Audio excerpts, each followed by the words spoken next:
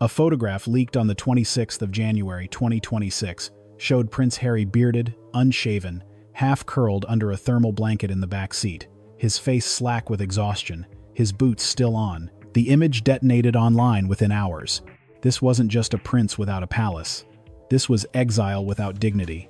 For weeks now, rumors of financial implosion had swirled, but now they weren't rumors, they were observable fact. The once grand Riven Rock estate in Montecito, originally purchased for $14.65 million in 2020, had officially been repossessed by Bank of America after Harry failed to present proof of renewed homeowners insurance, a requirement that had lapsed amid California's escalating wildfire risk. That lapse triggered technical default. The mortgage, $9.5 million, was called in. There was no way out. The royal family will not provide for their exile. By January 2026, the Sussex's American dream will quietly come to an end. Harry was in a panic.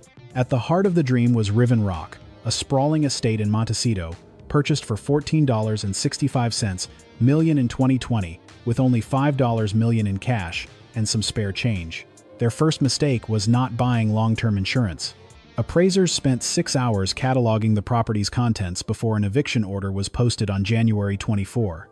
Imported Italian furnishings, a baby grand piano used in a now-abandoned Netflix series, custom wardrobes, high-end security gear, and even monogrammed children's dinnerware. Every item was listed, boxed, and marked for off-market liquidation.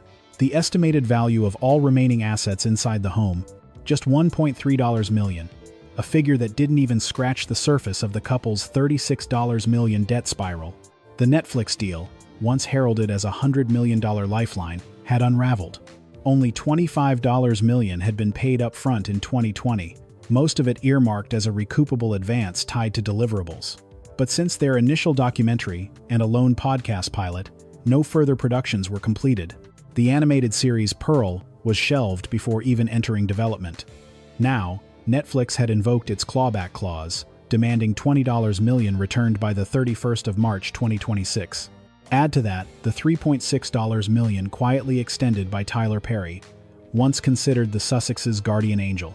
Security costs, flights, temporary housing, private drivers, a tab that had ballooned over 5 years unpaid. In December 2025, Perry's legal team issued a formal notice: repay or face litigation. On January 10, final demand letters were dispatched from Perry Holdings Trust. Meanwhile, Meghan Markle, though no longer at Riven Rock, continued posting curated photos from Beverly Hills cafes, designer hotel lounges, and luxury spas, smiling against marble countertops, sipping matcha lattes with price tags higher than the daily rate at the motels where, according to former staff, the children now slept. On January 21, the couple appeared briefly on the red carpet of the Sundance Film Festival, though never side by side. Observers noted they arrived separately, posed apart, and exited from different wings of the event space. No visible interaction, no sign of the children. The optics were unraveling. Meghan's glamorously detached presence contrasted grotesquely with the reality faced by Harry, dispossessed, disgraced, and now functionally homeless. When asked about the photographs during a BBC One live broadcast on January 27, Prince William, now Prince of Wales, and steward of the Duchy of Cornwall, didn't flinch. His voice was calm, but firm. "This was not unexpected," he said. "We've known for some time the state of things. But it is not the role of the Crown to extend public trust funds to mend personal miscalculations. The station of you are kept stated for official hay." He confirmed, for the first time, that Harry had requested a $50 million bailout from the Duchy, an appeal William flatly rejected. "It was not a question of emotion," William said. "It was governance. The Duchy is not a rescue fund for failed celebrity ventures. It's a public-facing institution with fiduciary duty, and that duty comes before sentiment." He paused before continuing, and the tone shifted. "You've seen the images," William said. "So have I. But if you know my brother as I do, you'll know this isn't foreign to him. Before Montecito, before palaces, Harry was the rebel. I've seen him sleep in saunas, in barracks, in cars, after fights. I've watched him push every boundary. But that defiance has limits when children are involved." For the first time in the interview, he looked visibly shaken. "I am not shocked by the hardship," William said. "But I am deeply saddened by the arrogance that led us here. The Dumet also constant," Royal insiders confirmed to the Times that Catherine, King Charles, Princess Anne, and Prince Edward all supported William's refusal. Privately, they had grown alarmed by Harry's increasingly desperate outreach to financial intermediaries in early January calls that painted a picture not just of illiquidity, but of capitulation. And then came the children. It was not until official reports began reaching Kensington Palace, detailing Archie and Lilibeth being shuttled between Airbnb rentals, boutique hotels, and converted guest houses that the mood changed from indifference to urgency. One report, filed by a former security contractor, noted that the children had slept in 5 different locations over a single 9-day stretch, often without full schooling or consistent caregivers. Doria Ragland, Meghan's mother, was reportedly delivering food, clothes, and educational supplies when possible. But the lack of structure was unmistakable. There were no private tutors, no verified school enrollments, no consistent domestic staff. One palace official put it simply, "They have iPads, but they don't have a classroom." William concluded his BBC interview with a cold clarity. "The monarchy cannot prevent misfortune, but we can prevent misrepresentation." Harry is not a victim of the crown. He is a victim of his own decisions. The comment lit a fuse. Within hours, royal correspondents, public figures, and thousands of citizens weighed in. Some praised the firmness, others decried the harshness. But one thing was undeniable. The veil had been lifted. This was no longer a battle of image. It was the beginning of something far more dangerous. And Harry, shivering in a parking lot with the engine running, was already living it. The 28th of January 2026, Kensington Palace, London. The fallout from Prince William's interview was immediate. Overnight, the tone of the media coverage shifted from mild concern to full-scale reckoning. Headlines no longer danced around euphemisms. The Telegraph ran the blunt question: is Harry now a liability? The Daily Mail called it, "The day the Crown drew a line in the sand." And on social media, the divide widened. Former defenders of Meghan's modern motherhood narrative began asking hard questions about her priorities. One viral post captured the mood. "If you can afford $70 cocktails, you can afford a school uniform." While Prince Harry's Range Rover continued to move between dimly lit fitness parking lots and back alleys near the Pacific Coast Highway, public interest zeroed in on 2 names that had once stood for fairy tale renewal: Archie and Lilibeth. On January 23, an unconfirmed tip, later corroborated by former security aides, revealed the children had been living out of suitcases for over a month. No permanent nanny, no registered doctor, no fixed tutor, and most damning of all, no legal residence tied to school enrollment in either Los Angeles or Santa Barbara County. This wasn't mere inconvenience. This bordered on neglect. Buckingham Palace did not issue a public statement, but inside, the red folders moved quickly. The Lord Chamberlain's office began reviewing custody precedents.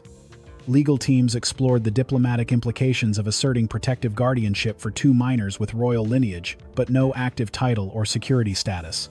Behind closed doors, Catherine reportedly pressed for calm precision. "This isn't about reclaiming children," she told William. "It's about protecting standards, with 3 decisively and problematic market." Meanwhile, the world watched as Meghan attended a skincare launch event in West Hollywood on January 26, flanked by influencers and brand reps. Dressed in an ivory silk dress and towering heels, she posed beside a branded flower wall and accepted compliments about her glow. Not once did she mention Harry. Not once did she reference the foreclosure, the leaked photos, or the mounting legal pressure. But the contrast was deafening, especially to Tyler Perry. That same evening, his legal trust filed a termination notice in 3 jurisdictions, formally ending all financial and legal affiliation with Harry and Meghan. According to insiders, Perry's patience had been eroded by a $280,000 PR contract Meghan authorized just weeks after missing payments on their Malibu security firm. "She's managing a brand, not a crisis," one advisor reportedly told him. "And that brand is now a liability." Many understand. Back in London, Prince Edward and Princess Anne joined William in a private family council, convened at Clarence House. Their conclusion was unified. Asterisk, no more loans. Asterisk, no secret bailouts.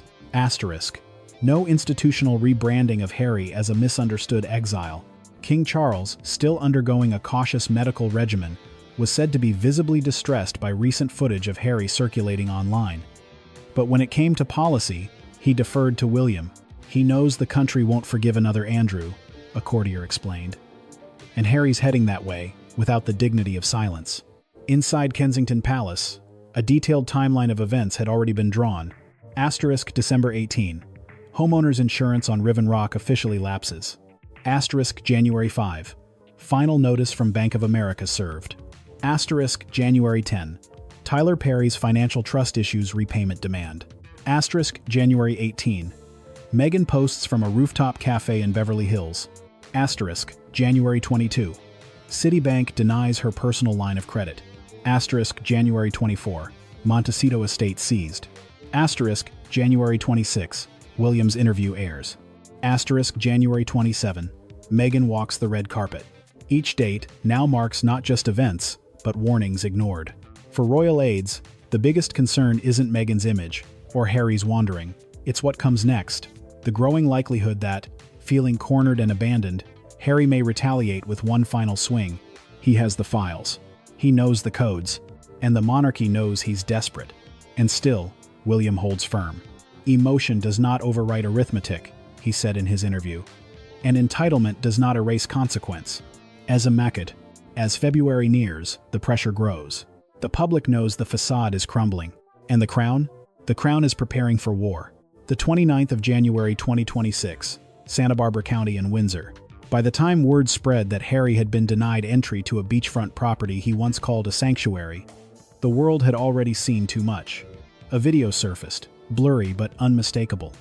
A private security guard shaking his head as Harry, hoodie up and head low, tried to access a gated Malibu compound, reportedly owned by a former celebrity associate.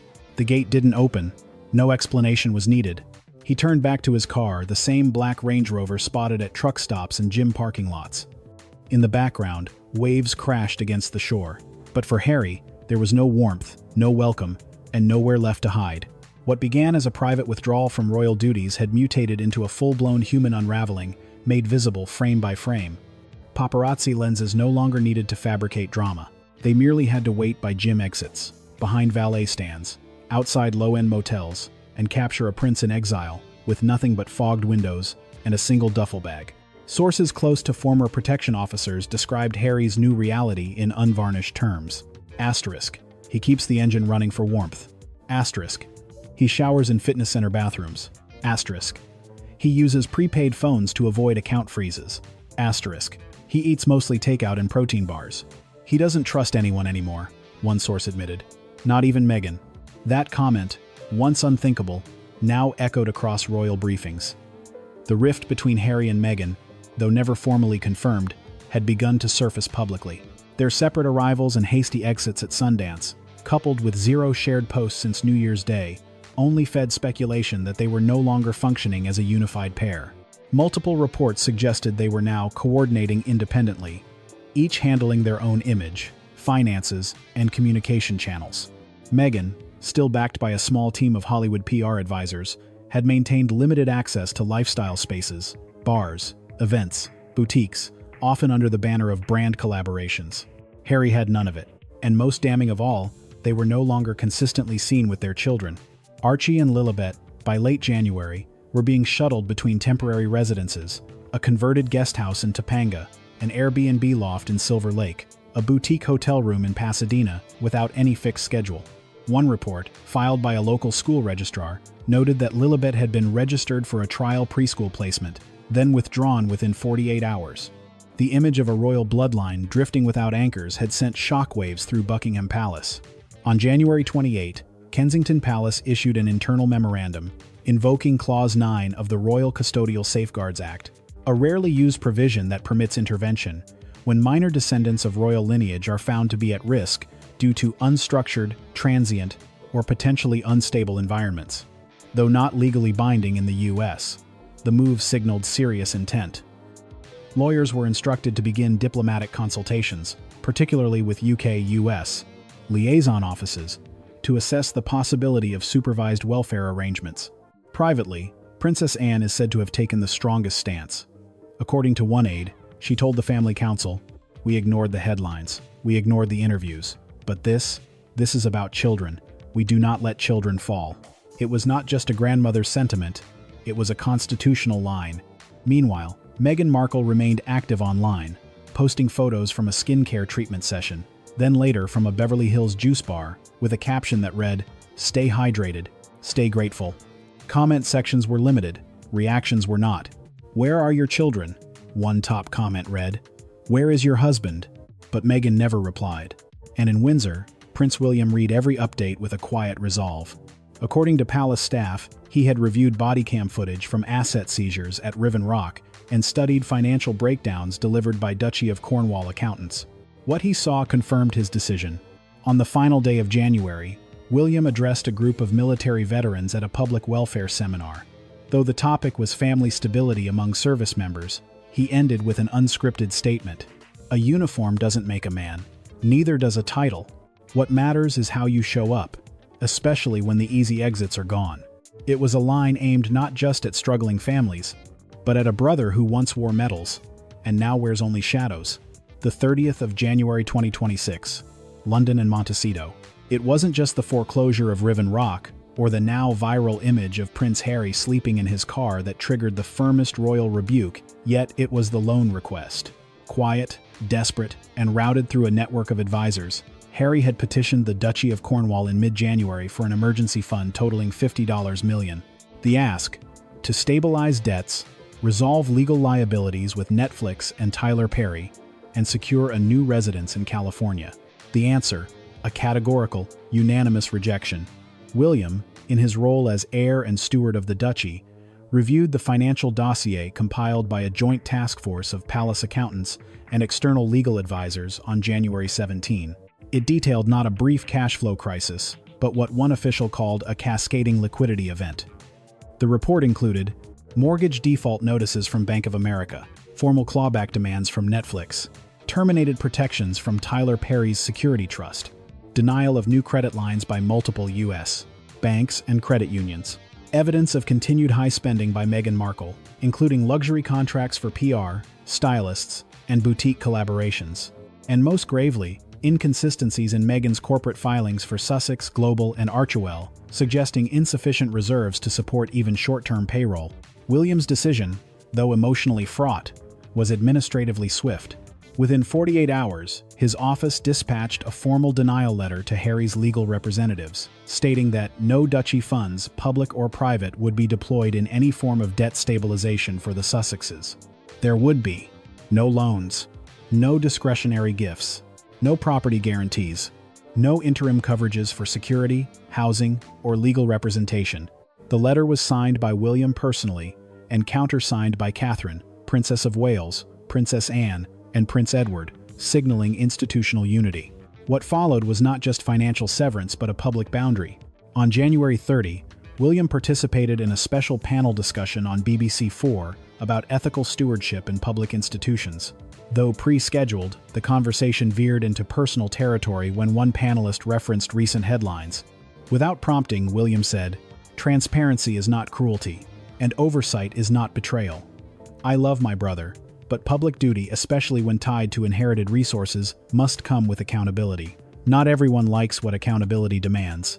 It is a pot-side FN day." Palace aides said the comment was deliberate, reviewed in advance with King Charles, and approved as part of a larger media strategy to reinforce William's position, not as an estranged sibling, but as a future monarch tasked with guarding public trust. Indeed, inside Clarence House, King Charles's own tone had shifted. Where once there was tension between his paternal instincts and his sovereign obligations, the scale now tilted firmly toward institutional discipline. In a closed-door briefing with Privy Council advisors on January 29, Charles reportedly said, "I can forgive disobedience. I cannot finance it." But perhaps the most chilling response came from Catherine. When shown the paparazzi footage of Harry at a coastal truck stop, she remained silent for several seconds before speaking quietly. "He used to disappear into the night and come back with stories. Now he disappears and leaves questions. Bihar Manchas. But I knowing," her restraint, aides say, masks a deeper fear not just for Harry, but for the irreversible damage his choices may inflict on their children. In parallel, public support began coalescing behind the crown. Between January 27 and January 30, Kensington Palace reportedly received more than 2,000 letters and digital submissions from military families, veterans, pediatric nurses, and child welfare advocates, many of whom had once supported Harry's Invictus efforts. Their message was consistent. We understand hardship. We understand mistakes. But we do not understand abandonment, not of duty, not of family, and not of children. As this sentiment took root, Meghan remained curiously silent on financial matters. While tabloids speculated about her next career move, insiders at WME, her former agency, revealed that all active brand partnership discussions had stalled. One Hollywood executive described the Sussexes' current status as unfundable. There's no structure, no support system, and too many questions. And so, as January 2026 drew to a close, Harry found himself not just shut out but shut down. No house, no role, no runway left. But what remained was far more volatile than debt. It was memory, footage, correspondence, and the whispered suggestion that Harry might use what he knows next. The 31st of January 2026, Montecito, London, Beverly Hills. The home was empty now. What was once the Riven Rock Sanctuary, a 14-bathroom estate wrapped in English-style hedgerows and stone, now echoed with the footsteps of appraisers and court officers. The custom baby grand piano had been carted away. So had the imported cashmere rugs, the Dior-tagged wardrobe pieces, and the crystal drinkware engraved with royal monograms. What remained was dust, silence, and a red sticker slapped on the front gate. Foreclosure complete order 24018 CIV. Across the ocean, the House of Windsor was still reeling, not from surprise but from confirmation. All eyes now turned to what Harry would do next. According to two former Netflix executives speaking anonymously, back-channel activity had spiked dramatically over the last 2 weeks. Dormant intellectual property filings from 2022 had suddenly been updated. Pitches involving fictionalized royal escape narratives, memoir adaptations, and dramatized miniseries had resurfaced at multiple European production firms, notably in France, Canada, and Germany, outside the direct purview of US regulators and traditional studio politics. One pitch package, intercepted by a London-based legal team monitoring potential NDAs, carried the working title, The Royal Trap. Another used a pseudonym-laced subtitle, One Man, Two Crowns, No Escape. Its live iterations, in the daytime, the comedy masters of course of the pander. The signs were clear. Harry wasn't just cornered, he was preparing to retaliate. Sources within the palace legal team confirmed that multiple pre-breach alerts had been issued to former staff, contractors, and security providers associated with the Sussex household, warning them against leaking sensitive information. Lawyers were also reviewing existing NDAs signed by Harry and Meghan during their exit in 2020, and exploring how their terms might apply to unauthorized derivative works. But legal protection was only half the battle. The real danger was narrative. He doesn't need to break an NDA to damage us, one senior Kensington advisor said. All he has to do is imply. All he has to do is remember on camera. William was painfully aware of this. In an off-the-record conversation on January 30 with Commonwealth journalists, the Prince of Wales reportedly said, "We cannot control what's said, but we can control what we stand for. And I'd rather be accused of silence than of hypocrisy." Those close to him described a man no longer grieving the loss of a brother, but bracing for the eruption of a scandal that could redefine monarchy for a generation. Queen Camilla, however, was less comfortable. On the evening of January 29, during a private supper at Balmoral, Camilla reportedly confronted William about the tone of his BBC comments and the Duchy's rejection letter. Witnesses say her voice was sharp, but measured. "You've left him no rope," she told William. "If he falls now, he won't just hit the ground, he'll burn the entire scaffolding down with him." William didn't blink. His reply was short. Then it was never scaffolding, it was illusion. The divide between them, soft diplomacy versus hard governance, had never been clearer. And it was growing. Meanwhile, Meghan continued her campaign of curated normalcy, posting a carousel of photos from an afternoon at a wellness center in Venice Beach. Included were scented candle trays, luxury facial serums, and a quote from an Eastern mystic, "Let go of what you thought you needed to survive." It was, in the eyes of the public, grotesque, especially as new reports emerged that Doria Ragland had been seen alone with Archie and Lilibeth at a Glendale Target, purchasing school supplies and basic clothing. No security, no PR team, no chauffeurs, just a grandmother trying to hold her family together in aisle 17. One staff member recognized them. "It was quiet, the boy looked tired," she said. And the girl kept asking if they were going back to the pink house. Doria didn't answer. "That pink house," sources later confirmed, was a temporary guest cottage in Pasadena where the children had stayed for 4 nights before being moved again. Back in Montecito, the paparazzi had begun pulling back, not out of courtesy, but out of boredom. There were no headlines left in filming a man alone in his car. No shock in watching a prince pay for a protein shake with crumpled dollar bills. But what hadn't been seen yet, the thing every news network now braced for, was the next move. Would Harry publish? Would Meghan sue? Would the Crown act preemptively? Inside Kensington Palace, a special contingency team originally formed to respond to Prince Andrew's scandal had been reactivated. Its job: prepare for every possible media, legal, and geopolitical consequence of a Sussex-backed exposé. One official put it simply, he has nothing left to lose. That makes him more dangerous than ever. Yet, even amid the storm, Princess Catherine remained still. She's the center of gravity, a palace source said. She's the reason William hasn't cracked. When asked what she thought Harry would do next, Catherine's reply was chillingly pragmatic. Whatever earns him attention, security, and a check. Then, after a pause, which means we should be ready for all three. Infantilely Axley. As January bled into February, the tension wasn't just between brothers. It was between past and future, silence and confession, lineage and self-destruction. And if the signs were right, the loudest chapter had yet to begin. Santa Barbara, Windsor, Balmoral. The sun rose over the Pacific on the 1st of February 2026, but the man once known as His Royal Highness, the Duke of Sussex, didn't see it. He was parked behind a 24-hour fitness center in Goleta, engine idling low, condensation clinging to the inside windows. There was no convoy, no aid, no protection. Just Harry and the sharp edge of consequence. 30 days earlier, King Charles issued a sealed ultimatum, delivered through formal intermediaries, invoking powers unused since the abdication crisis of 1936.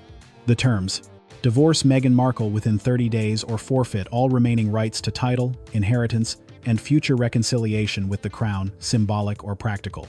It was not public, but by February 1, the world could feel the pressure mounting because Harry hadn't responded.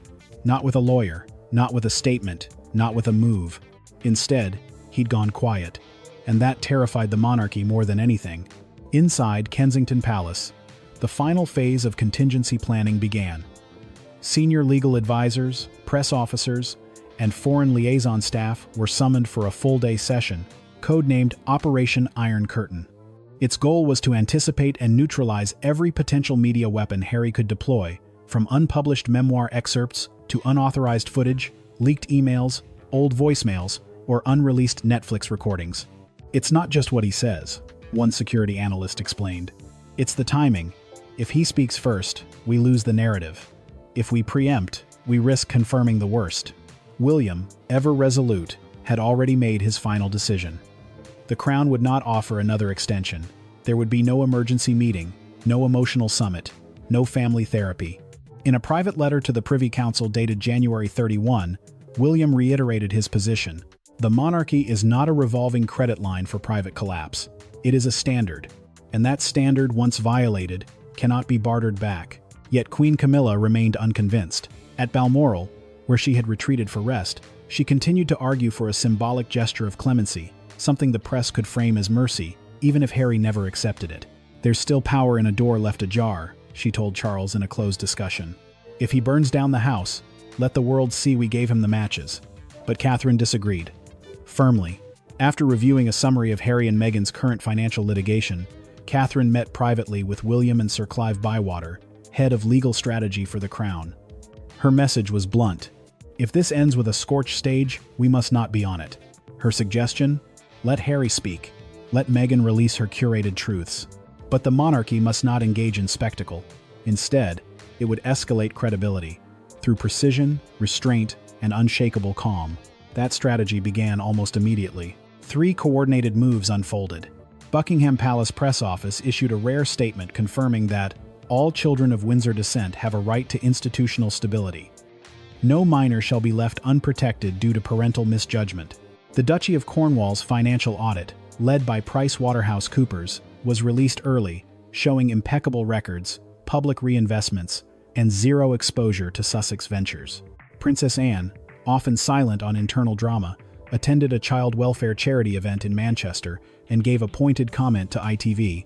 A child deserves structure, not strategy. The message was unmistakable. The crown would not flinch. Even if Harry was preparing to swing, and swing, he might.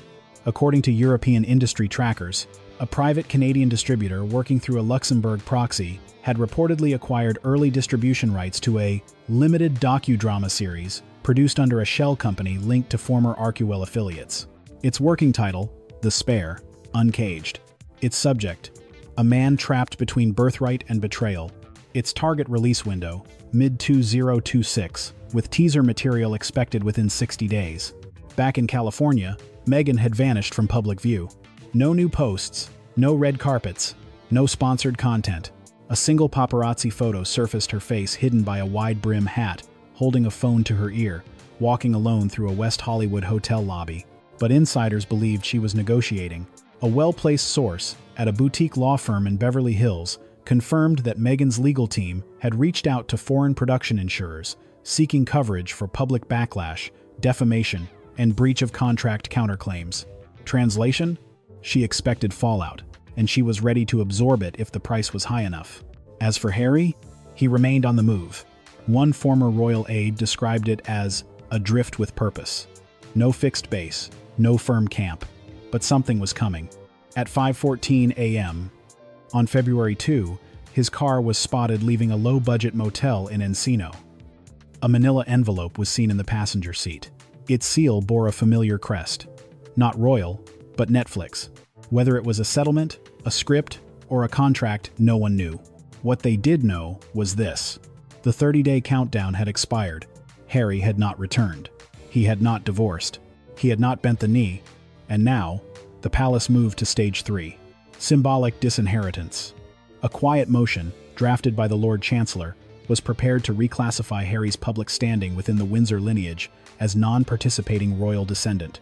It would not strip his bloodline, but it would revoke remaining ceremonial privileges, prohibit any formal engagement in Commonwealth or Crown events, block access to future royal inheritance or coronation witness rights, and most significantly, deny title succession rights to Archie and Lilibeth unless permanent UK residency and school registration could be verified.